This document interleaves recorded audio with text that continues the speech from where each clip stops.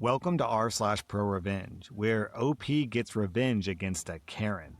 Our next Reddit post is from Abel Tinser. The subject of this story is my mother, Amber. She's in her late 70s and works for a women's clothing store which caters specifically to older clientele. She's been working for this company for some 20 years now. The manager of this store is the absolute epitome of a Karen. Extremely entitled, short-haired, chubby, cheats on her husband, and a blatant backstabber. Because the store is staffed by mostly older women, cliques tend to form. And naturally, Karen has her own cronies. During periods where no one is in the store, there also tends to be a ton of gossip. The assistant manager, Jackie, is also one of Karen's lackeys, and she has her head way up Karen's butt. If Karen does something, then Jackie isn't far behind. My mom, Amber, is a bit of a ballbuster, and she has zero tolerance for garbage in her personal life. Over the years, she's tried to stay impartial when it comes to her work, however, because to her, it's all about professionalism. She also has empathy, which is something that seems to be in short supply with these other women. It also helps that she's been the top seller for her district for some 10 years running, despite working part-time. Karen and Jackie absolutely hate her for it, so much so that Karen routinely schedules her for hours which are not especially good. Despite this, though, Amber still has her loyal clientele, and she always comes out on top against the other sales associates in total sales almost every quarter. As expected, this naturally feeds the horrible feedback loop with Karen and Jackie. When COVID hit, the company decided to cut all commissions for sales associates. The commission was one of the main reasons why Amber endured Karen and Jackie's BS. While she only made slightly above the state's minimum wage, with the commission, she could double or even triple that amount on good days. According to her, no other retailer in the area offers this kind of system, and it's pretty unlikely the company will reinstate it even after COVID ends. Along with the cut in wages, the store was also forced to decrease the amount of hours that they could offer their associates. Karen took this as a way to essentially bar Amber from being at the store. While other associates were getting 8 to 10 hours a week, Amber would see maybe 6 if she was lucky, and they'd be during times of low customer traffic. Karen could get away with this because the district manager is also in her pocket. Along with the reduced hours and the removal of commissions, the store naturally had a mandatory mask policy for all employees and customers. Karen and her lackeys would often complain about how unnecessary this was because, according to them, COVID is a hoax, and wearing masks makes you subservient to the government. There were a few incidents where Karen would let people without masks into the store despite the state and company mandates. Amber refused to rock the boat, however, so when this would happen, she would go into the back of the store and stay as far away from these people as possible. During this time, a friend of the family and good friend of Amber passed away due to complications from COVID. The funeral was set for a time when Amber was scheduled to work, so she called out that day. Karen and Jackie attacked Amber and the deceased, claiming that she must have caught the flu or been in bad health, and that Amber was feeding the lie. Not long after, a few of the store's loyal clients also passed away from COVID, and still, Karen and Jackie, along with their groupies, maintained their narrative in the most vindictive way possible. Every time someone died, it must have been because of bad life choices or bad health.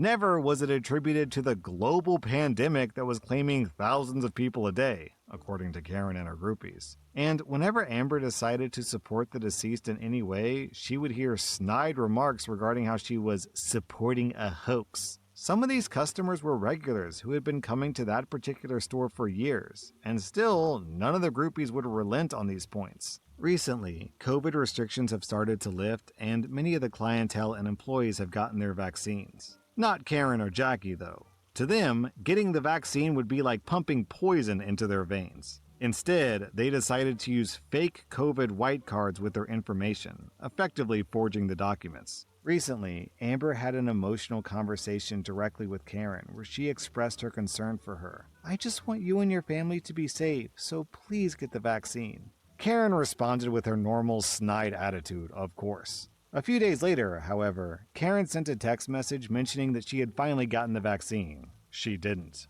Amber replied that it was great and that she was happy for her. Karen just replied with a gif of some guy throwing up the middle finger. This was the beginning of the end for Amber. During one of her shifts, Amber overheard Karen and Jackie discussing how Amber is a moron and a sheep who bought the story about how Karen had taken the vaccine. During that same shift, Amber was working with a customer in the back, and some woman came into the store and stole a couple of items of clothing, probably totaling out to be $100 at most. Now, it's company policy that during all shifts, there must be at least 2 employees in the store, and during this particular stretch of time, Jackie was the only other person in the store. According to the video cameras, Jackie was up in the front of the store playing with her phone when this woman came in. That evening, Amber received a call from Karen telling her that she was on probation pending an investigation for allowing this woman to steal from the store. Given the company's policy regarding theft, this really made no sense. It was at this point that Amber truly decided she'd had enough. Eventually, this probation led to Amber's dismissal, and the official reasoning was fairly vague: the revenge. Amber had phone recordings of these women backstabbing her and gossiping about rather scandalous things dating back for years. She had gathered quite the collection because you never know when you need to cover your own butt.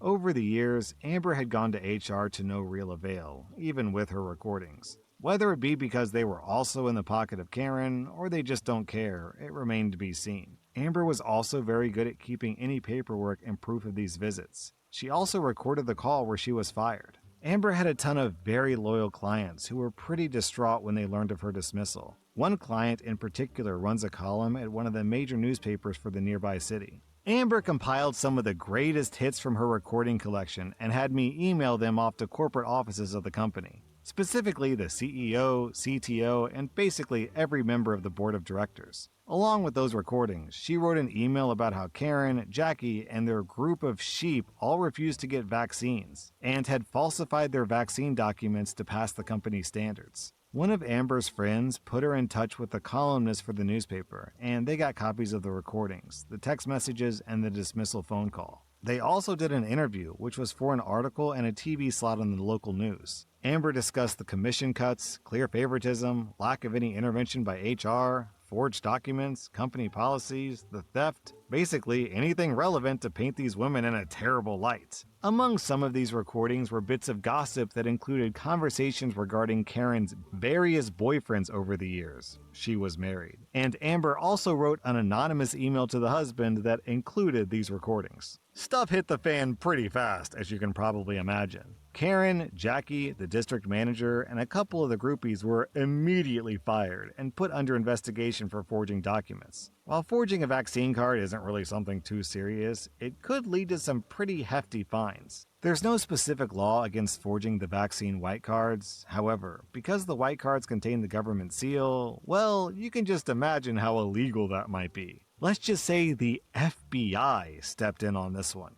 After the article and TV slot ran on the local news, the CEO reached out to Amber to formally apologize for the behavior of HR, the district manager, Karen, and Jackie. The CEO even went so far as to offer Amber a raise, but Amber declined because she found a job that actually paid a fair wage and let her work her own time. The real tough part for the CEO and the board was the fact that their employees were breaking the company policy for a store that exclusively catered to older women regarding a virus that tends to kill older people. They caught some heavy public backlash for this. Karen's husband seems to have separated from her after finding out about her infidelity. Whether or not this will lead to a divorce remains to be seen. The best part for Amber is that many of her clients started coming to her new store, and again, she's kicking butt as one of the best sales associates. Our next Reddit post is from Mr. Gimp. Back in 2013, I was transferred from sunny San Diego to Camp Lejeune, North Carolina. I'd been in the Marines for over 4 years, and I'd been sent to a unit that would finally give me the chance to deploy to Afghanistan.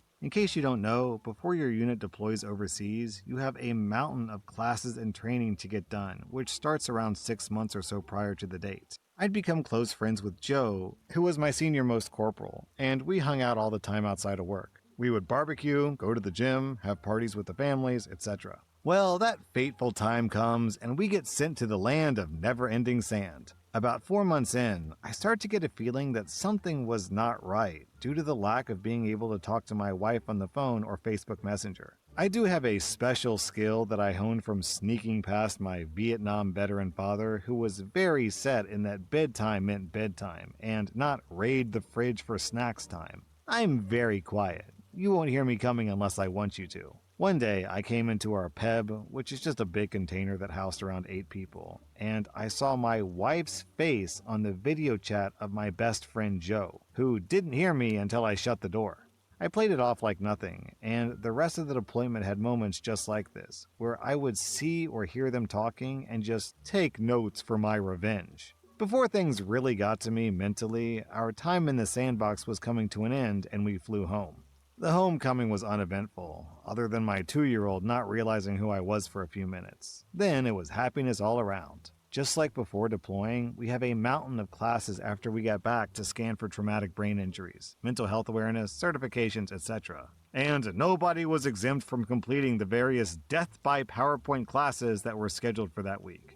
Out of nowhere, Joe had random appointments almost every day, or something would come up where he would have to leave while everyone else was stuck all day long at a class or at a medical getting screened for everything under the sun. Do you ever have this feeling that your gut is telling you 100% that something is going on, but your brain is like, no, stop being paranoid? Well, that's what I was dealing with on a daily basis. I began to follow Joe a few days a week when he would leave work early or have to make a call, and sure enough, his car would be right outside my house every single time. When I finally confronted Joe, he denied it up and down like I was going crazy, and genuinely made me feel like I was offending him by the accusations. I quietly compiled the evidence and brought it all to the battalion sergeant major, whom, if you don't know, is the top of the food chain under the battalion commander. After a week or so, I get called into the battalion commander's office to discuss his findings and to ask me what I want to happen. My answer is simple. I want Joe's rank. Justice came swift and painful. Joe was awarded loss of rank, forfeiture of a half-month's pay for 2 months, restriction, and extra duties. Shortly after we came back to the States, Joe was promoted to sergeant, and in less than a month, his rank was gone. I heard from mutual friends that he left his wife to be with his new girlfriend, who's also pregnant with his 3rd son. Oh, and in case you were wondering, I was trying to stay with my wife because of my son, but I found out that was a huge mistake. A few months after the dust settled, I was transferred back to San Diego to go on a cruise, and my wife and I were giving this our last shot. I went underway for 2 weeks, and guess where she flies to? Joe's house, to have their last bit of time together. After I found all this out, I just lost any interest in being nice and making it work. I deployed on the ship and actually met my new wife there. We've been together ever since, and I've been much happier than when I was being mentally tortured by my ex. Moral of the story, don't screw your best friend's wife. Our next Reddit post is from Blue Eyed Brunette. I was dating this guy, Dan, going through a custody battle with his ex-girlfriend over their toddler. We worked at the same bar with this girl named Billie Jean. Billie Jean was an old friend of Dan and had worked with him before. She also had previously worked with the mother of Dan's child, Rachel, and everyone was seemingly friends and remaining civil. Or so I thought. Billie Jean had secretly taken sides and wrote a terrible affidavit lying about Dan. Dan somehow got a copy of it. As I was reading it, I kept getting more and more irate. I hate liars, and one thing I really feel that crosses a boundary is using a child for leverage to hurt the other parent. Billie Jean was knowingly lying under oath and siding with Rachel to prevent Dan from parenting his kid. And he was by no means a bad dad. Well, Billie Jean had enemies. Enemies that I worked with and had easy access to contact. These enemies had sold Billie Jean a car that she wasn't paying them for. I didn't necessarily like the people who owned the car, but the enemy of my enemy is my friend. I called them up and told them I came in peace. I asked if they had Billie Jean's address to get back their car. They did not. I passed off Billie Jean's info and waited for her to call me. Now, I was one of 2 people who could have ratted out the location of the car. And when Billie Jean called me to tell me her car got repoed, she said she had no idea who could have done it. It would have either been me or her ex Robbie. I tell her casually, I don't think it was Robbie. And I swear up and down she responded with, well, who could have done it then?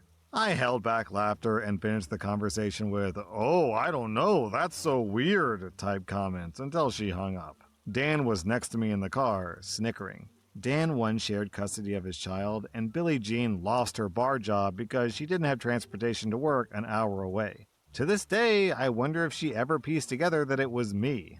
I don't like liars. That was r/pro revenge, and if you like this content, check out my podcast where I publish the exact same episodes. Also, hit that subscribe button because I put out new Reddit videos every single day.